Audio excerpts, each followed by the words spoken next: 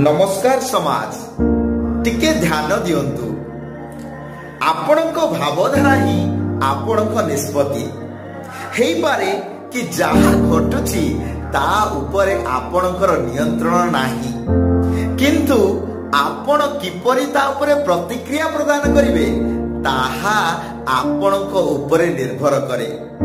जहा आपणकर करिवार थिबो सेथिरु आपण वर्ती पारिबे नाही किंतु आपण चयन करि पारिबे कि आपण ताकु सही जाउछंती ना सेथिरु प्रेरणा प्राप्ति करी आगु बढ़ुछंती। कहिबार तात्पर्य हेउछि जे जीवन एवं दायित्व भार केबे भी आम जीवन रे अटकी न थांती। एहा एक क्रमागत प्रक्रिया। एथिपाई आपण दुखी होंतु कि सुखी एहार सामना आपन को करबा को ही पड़िबो। तेणु एथिरो प्रेरणा प्राप्ति करंतु एवं आगो